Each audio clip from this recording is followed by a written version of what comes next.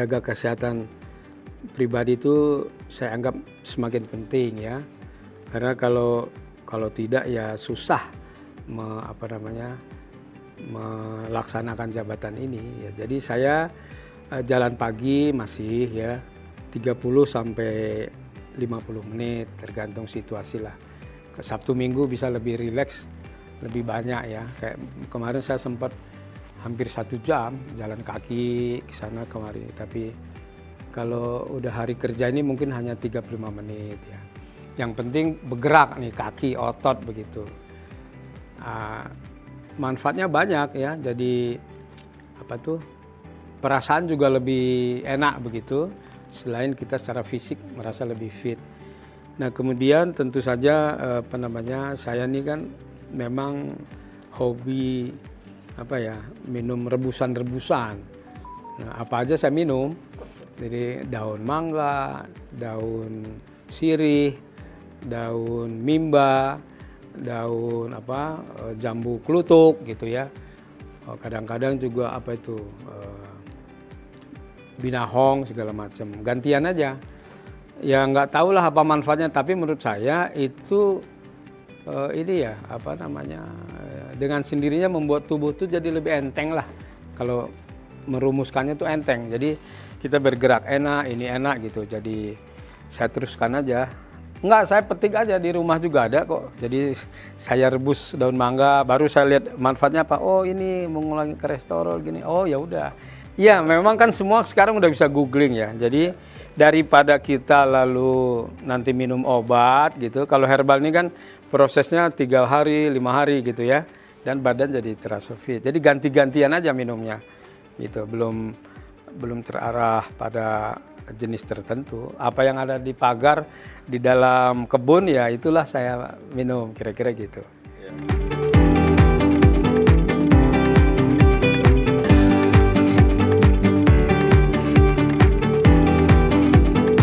Ya, saya berusaha untuk kayak jeroan begitu ya, emping, walaupun kadang-kadang cicipin juga lah ya, supaya nggak ngiler gitu ya.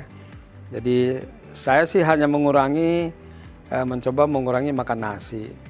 Kalau malam tuh kalau bisa buah ya, entah pepaya, mangga, atau pisang gitu. Jadi sudah bisa sih, karena saya juga tadi kan minum susu itu, pagi minum, sore minum. Jadi otomatis terasa kenyang.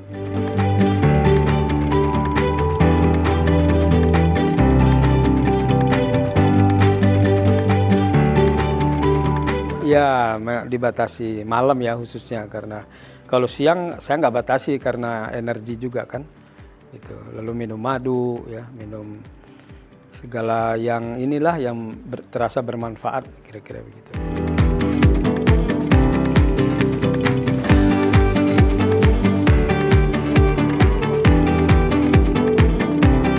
Sudah banyak nih, jadi November itu sudah beberapa sudah minta gitu. Cuma karena ini kami masih proses audiensi dengan sejumlah menteri ya, sejumlah kepala supaya program kami bisa berjalan lancar kerjasama. Masih inilah saya batas-batasi gitu, takutnya apa kan gitu, karena program saya yang paling dekat ini sebenarnya selain uji kompetensi ya adalah satu ya, kami melakukan assessment ulang para penguji. Artinya dulu kami pernah melakukan assessment ya terhadap penguji 2 kali. Nah setelah itu jumlah pengujinya sekarang udah banyak. Nah saya mau nih dikir ulang supaya sesuai dengan ini sebetulnya penguji itu bukan karena dia tidak bisa menguji, tapi dia lain bidang. Kadang-kadang begitu, orang merasa kok saya nggak lulus assessment, nggak cocok aja, ya kan?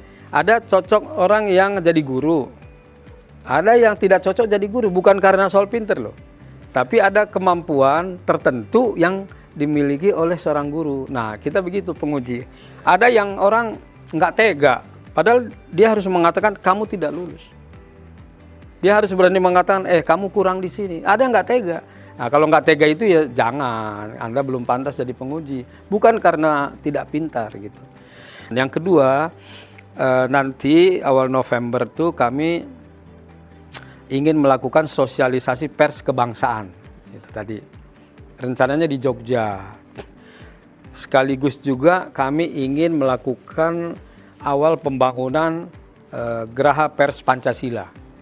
Dulu sudah disetujui oleh Sri Sultan Hamengkubuwono 5 tahun yang lalu. Ini tapi karena COVID dan seterusnya tidak terlaksana. Nah, ini saya ingin ya momentumnya lah bahwa pers kebangsaan PWI Merah Putih ini saya ingatkan lagi teman-teman. Jadi ayo kita mulai nanti ke 38 provinsi. Kita ingin menyebarkan nilai-nilai tadi. Jangan lupa kita ini organisasi terbesar, tertua ya, dan kita punya khitah tadi. Menjaga kedaulatan negara.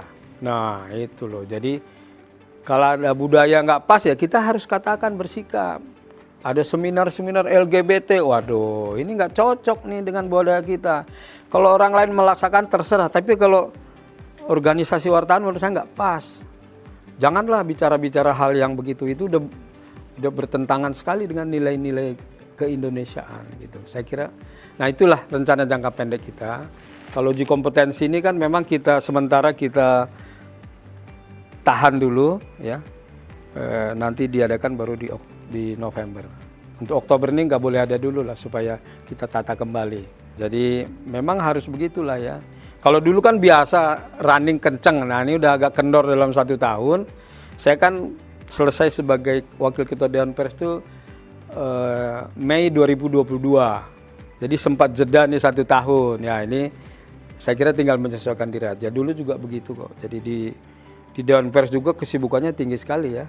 Karena kita harus keliling untuk verifikasi, untuk sosialisasi kode etik dan seterusnya.